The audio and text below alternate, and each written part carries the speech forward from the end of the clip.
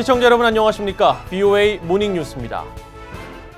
미국 국방부가 한국 정부의 한일 군사정보보호협정 파기 결정에 대해 한일 양국이 입장차를 조속히 해결하길 권한다며 정보 공유의 중요성을 거듭 상기시켰습니다.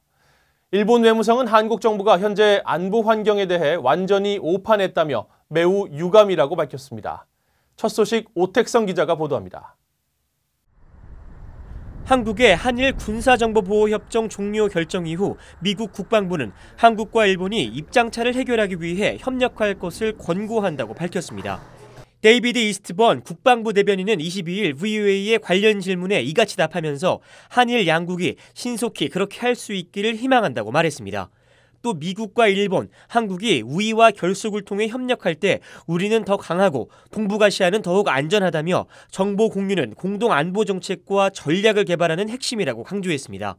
미국 정부는 지난달 한국 청와대 측이 일본과의 관계 악화 속에서 지소미아 파기 가능성을 처음 거론했을 때부터 지소미아 유지를 지지한다는 입장을 밝혀왔습니다.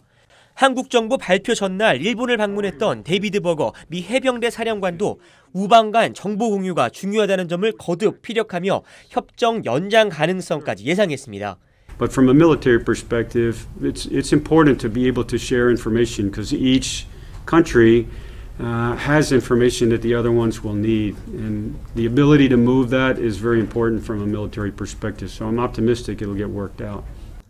고로다노 일본 외무상은 담화를 통해 한국 정부의 협정 종료 결정은 현재 지역의 안보 환경에 대한 완전한 오판이라면서 매우 유감스럽다고 밝혔습니다.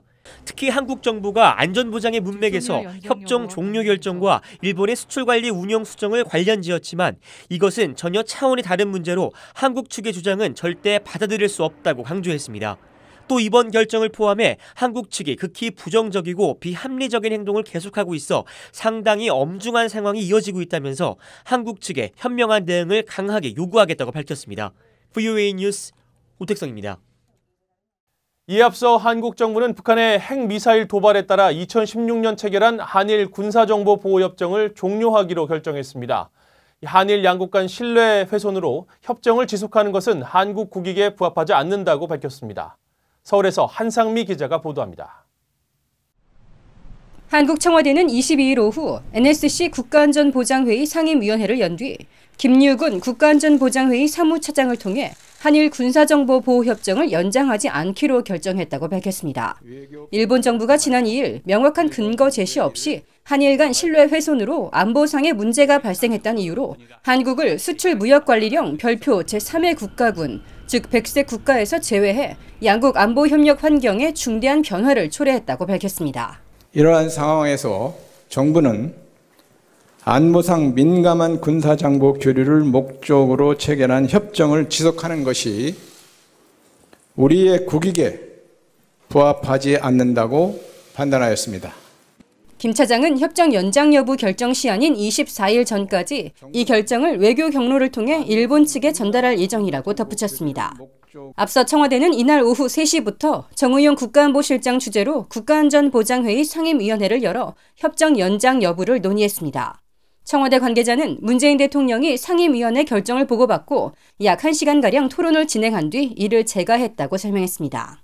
또 강제징용 피해자에 대한 일본 기업 배상 책임을 인정한 대법원 판결을 존중하고 한일 관계를 고려해 정상회담 제안과 특사 파견 등 일본 정부의 해결 방안을 제시했지만 호응이 없었다고 말했습니다. 지난 2016년 체결된 이 협정은 매년 자동 연장됐지만 한국 정부는 일본의 수출 규제 조치에 대한 대응 조치로 협정 파기 가능성을 언급해왔습니다. 일각에선 미한일 안보 협력의 중요성을 고려해 북한의 핵미사일과 군사 동향 등에 대한 정보 협력을 목적으로 한 한일 간 첫 군사협정을 연장할 거라는 관측이 나왔지만 결국 협정 체결 3년여 만에 파기가 결정됐습니다. 서울에서 VOA 뉴스 한상미입니다. 일본을 거쳐 한국을 방문한 스티븐 비건 국무부 대북 특별대표가 당초 일정보다 하루 더 머무는 것으로 알려졌습니다. 20일 서울에 도착한 비건 대표는 22일 김현종 청와대 국가안보실 2차장과 면담 이후 한국을 떠날 예정이었지만 이날 출국하지 않았습니다. 비건 대표의 정확한 출국 연장 이유는 알려지지 않은 가운데 김현종 2차장은 비건 면담 직후 미북 간 대화가 곧 전개될 것 같다는 느낌을 받았다고 밝혔습니다. 일각에서는 비건 대표가 북한 측과 실무 협상 재개와 관련해 판문점에서 접촉할 가능성이 제기된 가운데 앞서 전날 미 국무부 대변인은 비건 대표의 추가 회담이나 다른 곳을 방문할지 여부에 대해 발표할 것이 없다고 말했습니다. 마크 에스퍼 미 국방장관은 북한의 김정은 위원장을 신뢰하지 않는다며 미북 간 검증할 수 있는 비핵화 합의를 강조했습니다. 에스퍼 장관은 21일 미국 폭스뉴스와의 인터뷰에서 김정은 위원장을 믿느냐는 질문에 그렇지 않다고 대답했습니다. 그러면서 이런 사안은 명백히 양국 간 검증 가능한 합의가 준비돼야 한다고 밝혔습니다. 에스퍼 장관은 이어 북한이 핵을 포기할 것으로 보느냐는 질문에 전문가들은 아마 그렇지 않을 것이라고 하겠지만 지켜보자고 말했습니다. 또 과거 소련이 붕괴할 것이라고 전혀 생각하지 못했지만 실제로 붕괴했다면서 북한의 비핵화도 가능할 수 있음을 시사한 뒤 자신이 2017년 말 트럼프 행정부에 들어왔을 당시만 해도 미북 간 전쟁 분위기였지만 이제는 외교적인 길로 들어섰다고 말했습니다. 미 국방부가 북한 미사일 위협 등에 대비해 보잉사와 진행 중이던 요격 미사일 신형 탄두 개발 사업을 22일부로 취소한다고 밝혔습니다. 사업 취소를 결정한 이유는 신형 탄두의 설계상 문제가 중대하며 이 문제를 수정하기에는 비용이 너무 많이 소요되기 때문이라고 미 국방부는 설명했습니다. 그러나 구체적인 기술적 문제가 무엇인지에 대해서는 언급하지 않았습니다.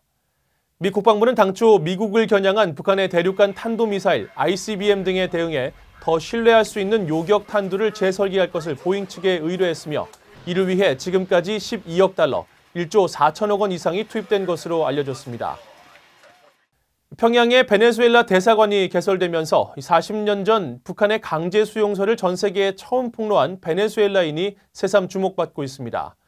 인권단체들은 북한 수용소에 7년간 수감됐던 알리 라메다 씨의 수기가 북한 인권운동의 미랄이 됐다고 지적합니다. 김영권 기자가 취재했습니다. 지난 1979년 7월 AP통신과 뉴욕타임스는 북한의 강제 수용소 실태를 폭로하는 베네수엘라 시인의 수기가 사상 처음으로 출간됐다며 수용소에 6년 넘게 수감됐다 1974년에 석방된 알리 라메다 씨를 소개했습니다.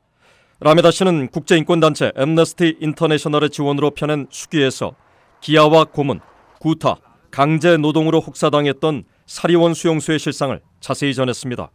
공산주의 시인이었던 라메다 씨는 평소 흠모하던 북한 정부의 초청으로 1966년 평양에 도착해 김일성 주석의 강연 등 선전물을 스페인어로 번역하는 일을 했습니다. 하지만 기대와 달리 감시와 고립된 생활, 14살 소년 김일성이 공산당과 혁명군을 이끌었다는 비현실적인 선전에 좌절하고 북한의 이런 실상을 가족과 친구들에게 편지로 썼다 발각돼 체포됐습니다. 미 중앙정보국 CIA 공작원이란 혐의로 20년 노동교화형을 선고받은 라메다 씨는 1974년 9월 유엔 가입을 위해 베네수엘라의 지원을 요청한 북한의 베네수엘라 협상으로 석방되었습니다. 그해 두 나라는 수교를 맺었습니다. 라메다 씨는 이후 수용소의 잔인하고 혹독한 생활, 6천에서 8천 명으로 추산한 수감자들의 삶을 폭로하는 시집을 출간했고 앰네스티 인터내셔널은 수기를 영문으로 출간했습니다. 북한 내 참혹한 강제 수용소의 실태가 처음으로 국제사회에 소개된 겁니다. 수기 출간 등을 계기로 앰네스티 인터내셔널의 북한 강제 수용소 실태 조사가 시작됐고 위성사진과 탈북민 증언 등을 통해 유엔 북한인권조사위원회는 2014년 정치범 수용소의 존재도 확인했습니다. 북한인권시민연합의 윤현희 이사장님이 이제 한국 앰네스티 지부를 이끌고 계실 때에 그 책을 입수하시고 이제 북한인권운동의 깃발을 들자라고 하셨던. 북한은 현재 베네수엘라의 경제 파탄과 반정부 시위에도 불구하고 마두로 좌파 정부를 적극 지지하고 있고 마두로 정부도 유엔에서 핵과 인권 문제에 대한 북한 정부의 입장을 옹호해왔습니다. BA 뉴스 김영권입니다. 일본 방위성이 북한 선박의 환적 행위에 대한 감시를 강화한다면서 함정과 항공기를 이용한 캐나다, 호주와의 협력 계획을 공개했습니다. 일본 방위성은 22일 방위성 홈페이지를 통해 8월 하순부터 캐나다 해군 호위함인 오타와함이 북한의 선박 환적 등 불법 활동에 대해 동중국해를 포함한 인근 해역에서 경계 감시 활동을 벌일 것이라고 밝혔습니다. 이는 지난해 이후 세 번째 캐나다 함정의 감시 활동이라고 덧붙여 설명했습니다. 이어 호주는 다음 달 초부터 주일미군 가네다 공군기지를 거점으로 항공기를 이용한 대북 불법 환적 경계 감시 활동에 들어가며 이는 유엔의 군사지휘협정에 기반한 활동으로 지난해 이후 5번째라고 설명했습니다. 이상으로 VOA 모닝뉴스를 마칩니다. 시청해주신 여러분 고맙습니다.